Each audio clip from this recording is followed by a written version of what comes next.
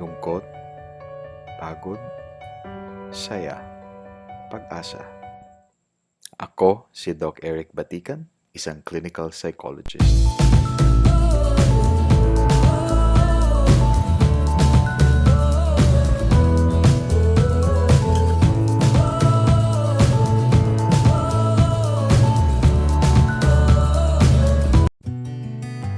Halika, usap tayo.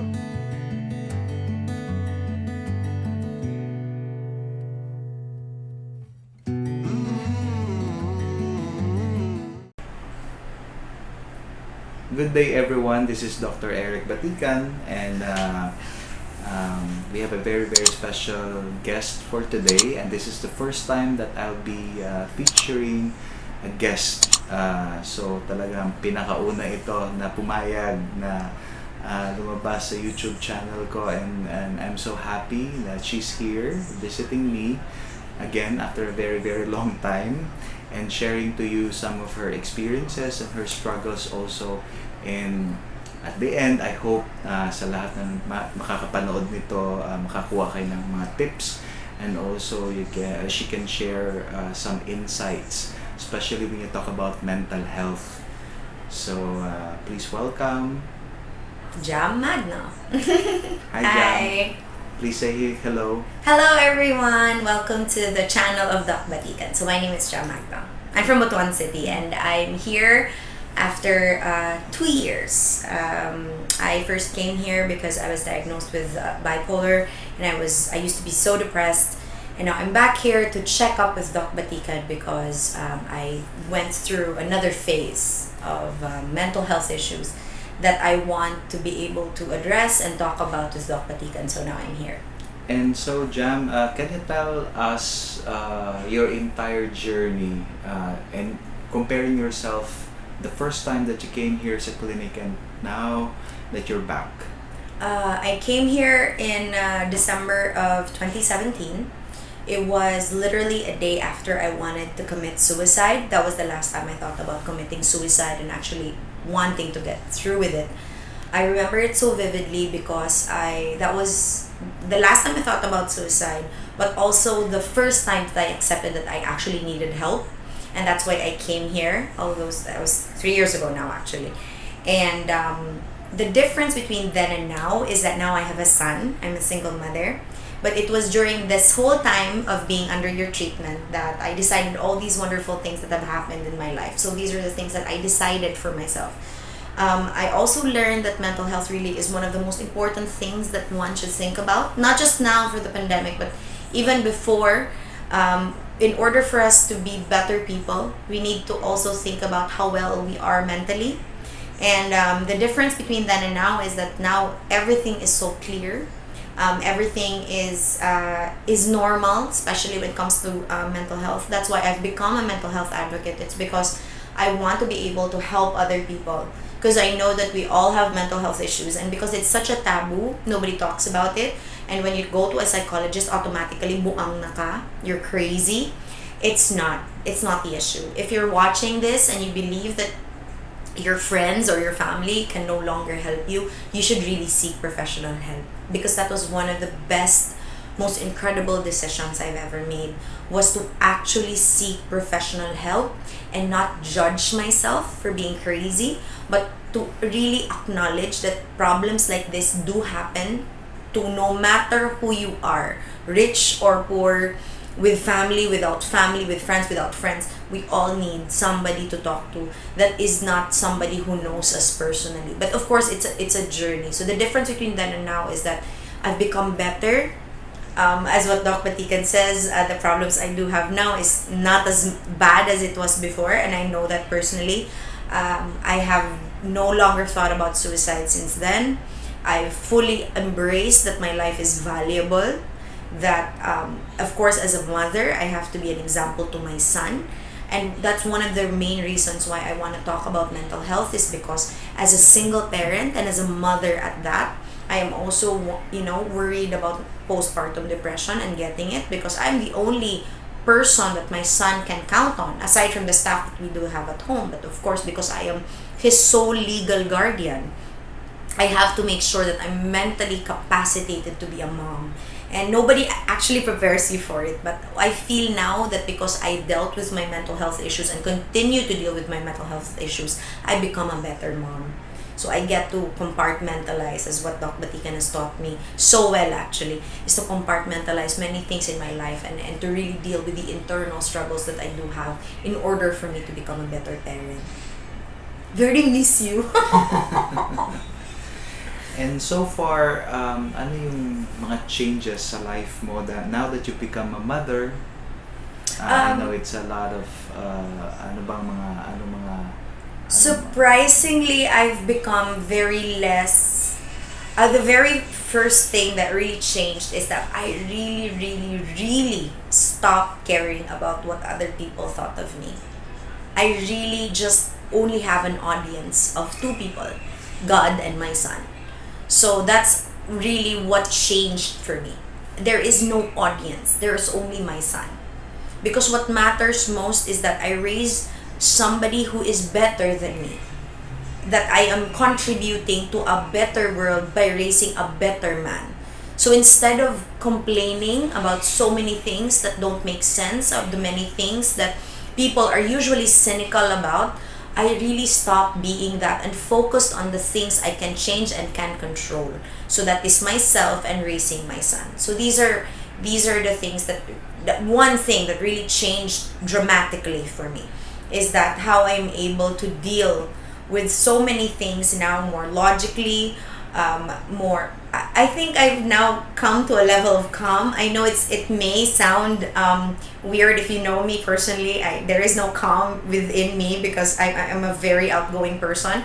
But I think when I became a mom, things just really focused for me, and there is perspective and drive and purpose, because my son struggled when he was born, and I didn't think that he was gonna survive it, and neither would I had it happened.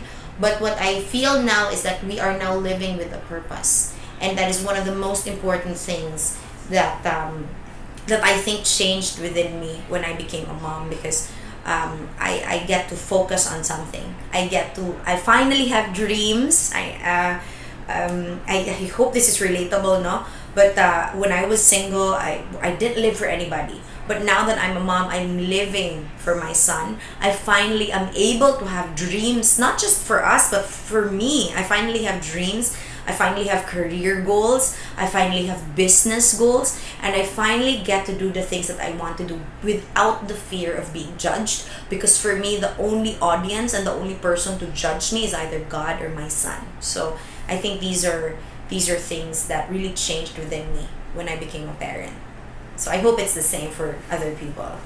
Wow.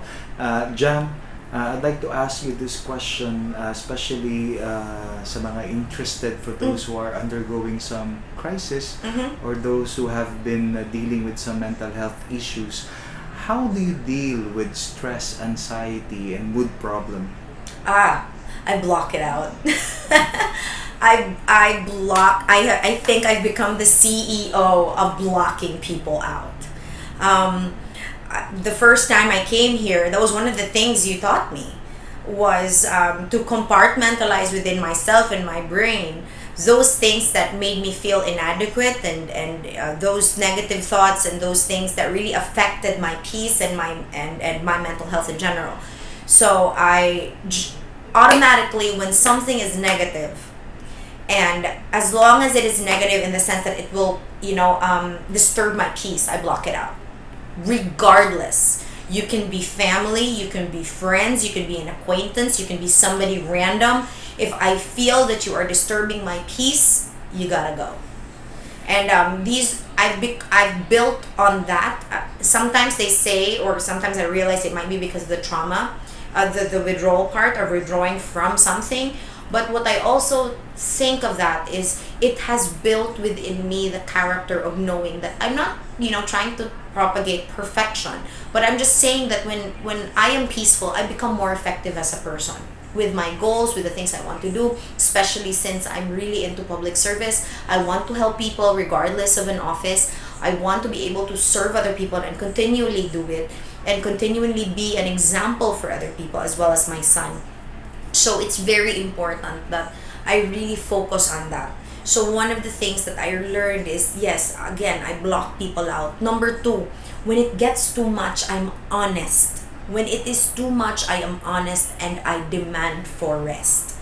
I get professional help. Number three, it really, I honestly, I'm going through a lot of trauma right now. In the last few months of this pandemic, on top of the pandemic, I went through a lot of stress and trauma. And one of the things that I really had to face was, despite all of the trauma that I felt, I had to seek help. I had to come back here. I had to face it. I needed time to rest and think and accept that anxiety has gotten the best of me. And it doesn't make me any less of a mother. It doesn't make me less of a friend or a public servant. It only reinforces the idea that in order for me to be more effective, in order for me to be more helpful to other people, I need to take care of me. Nobody shares from an empty cup. You shouldn't share from an empty cup. So you need to be happy. You need to feel love within yourself and from other people, and always choose the company that you keep. Always hang out with like-minded people, with people who are kind to themselves and to others.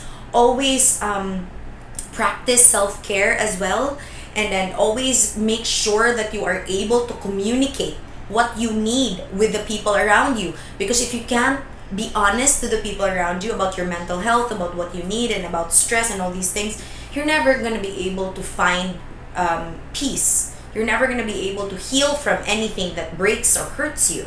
So with anybody, if you're watching this and you are not okay, remember that it's okay to not be okay. It's okay to communicate. It's okay. What's not okay though is ranting too much and not actually doing anything about it. I don't advocate for ranting. I'm totally against, because I rather that I would always be pretty and I would always be positive and I would always just bring good vibes to other people. So if you are a fan of ranting, why don't you see somebody like Dr. Batikan and rant to him?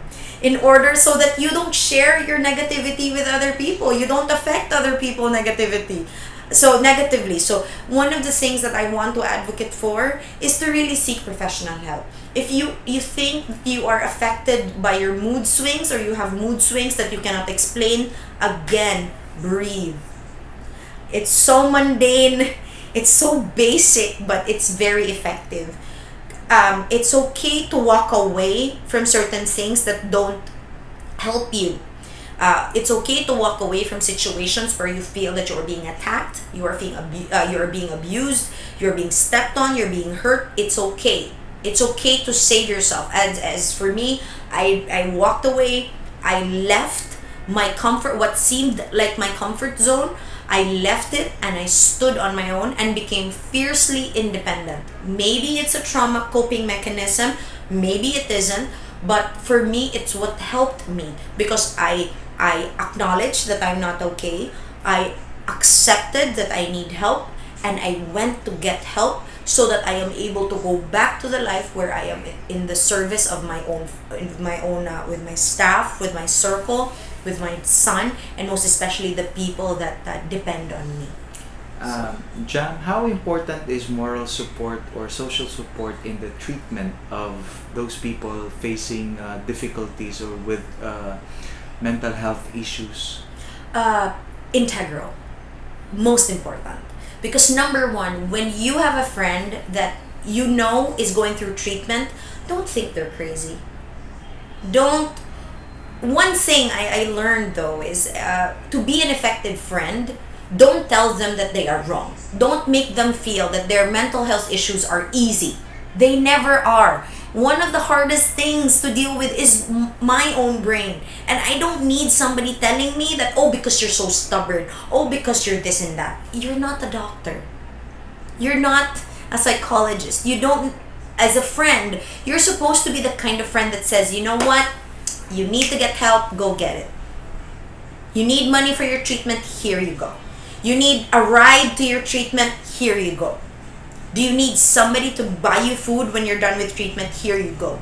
Do you need do you need a person to deal with all of the things like booking a hotel or just the logistics of your treatment? There you go. That's the kind of friend or support that we all need. Personally, that's one of the things I'm most grateful for, because I didn't have family dealing with part A of my treatment and part B of my treatment. Back then it was just me, and until now it's just me. I left my son with very capable people and friends back home, and that was the only thing that ever worried me. And for right now, I got a ride from very good friends that wanted to help me. They brought me here. They helped me book a good and a good hotel. They just let me be. Because one of the things that I want to also tell people, don't hover on people that are going on treatment. Don't keep on asking if they're okay. They will share if they want to. But if they don't want to, because one of the things I learned during my treatment is the only time I want to be alone. It's the only time I want to be alone. I'm a very sociable person. I thrive on social things and social events and social settings. But when I'm under treatment and I'm here, I want to be alone. And I just want to be able to leave and get my treatment here and go back home and be welcomed with a kind of support that I'm already getting and I'm already so grateful for. So it's really very important. So if you have a friend or a family member, or if you know of somebody who's going through treatment, just be that kind of person for them, and it would really, really help. So yeah. Jam, how do you see yourself like 5 years from now? Wow. Two. I would probably be the youngest. Am I allowed to even say this? I'm probably gonna be one of the youngest ever one of the first female counselors of Butuan City.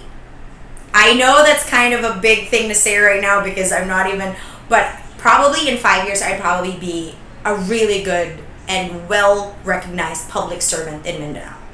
That's a dream that I will finally put into words. I'd probably be that. But regardless, I'd still be Jal Magno. I'd still be the head of Team Moy Reclamo. And in 5 years, I would probably have a 6-year-old son. And he will probably go to school, and we would probably relocate in Dumaguete City if I am not able to be in Butuan anymore. So that's what I would be in 5 years. I'd be happily single with a son. I probably still have thriving businesses. I probably would have able to have my staff graduate from college and get their college degrees.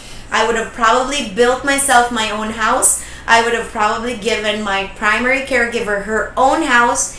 And I would probably have helped close to about 30 to 40,000 people by just relentlessly doing public service without any exchange and even without an honorable attached to my name. So I think that's what I'll be in 5 years. Yes. If you can give a message to your old self. Thank God you didn't kill yourself. Thank God that you had somebody save you.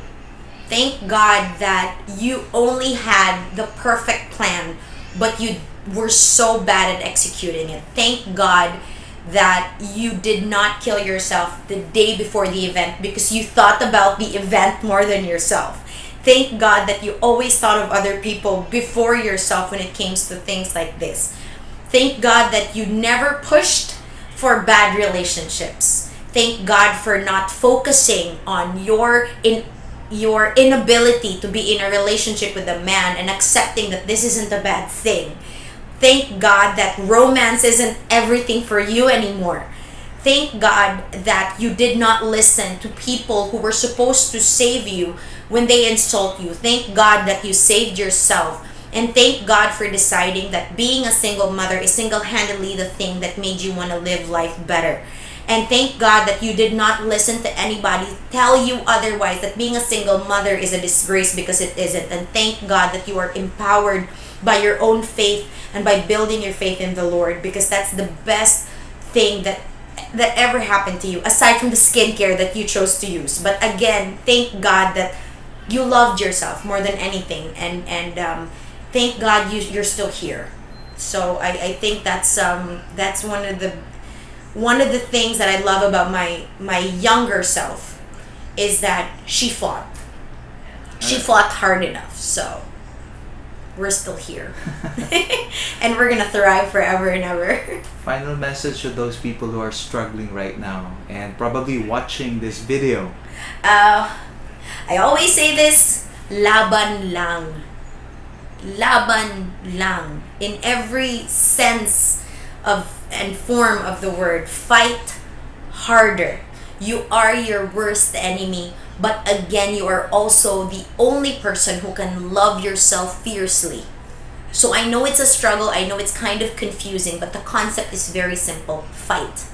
Fight for yourself. Fight for that one single person. Like in my case, it's my son. Laban lang. Laban for the things that you want to do with your life. It can and it will always happen if you work hard. Hard work is always gonna be part and parcel of your fight. Life is not ever going to be perfect. It's gonna be a lot of hard work and a lot of sacrifices, and you're gonna face a lot more problems. But the most important thing is if you thrive and strive with your number one, with your belief in a higher being. You can believe in God or you don't, it's completely up to you. But if you learn how to pray, prayer helps. But besides prayer, because prayer alone, in this case, if you have mental health issues, go seek help. Go seek help.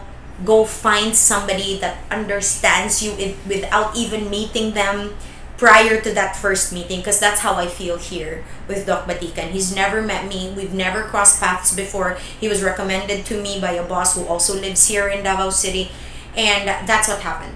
And I feel now that he is closer to me than most of my family members, because he completely understands and completely made sense of all of the things that goes on in my head. So if you are not okay right now, look at me. I am an example of a survivor. I survived suicide because I said no. Because I believed, even in the last bit of hopelessness, I still believe that I am worth something. And now, 2 years later, I think that I am probably the most valuable person in my son's life. And I am not wrong. So again, your problems, they have solutions. And if you can't find it yourself, please seek someone who can find the solution with you. It's okay to ask for help. Well said. Thank you very much, Jam. Say bye-bye. Bye!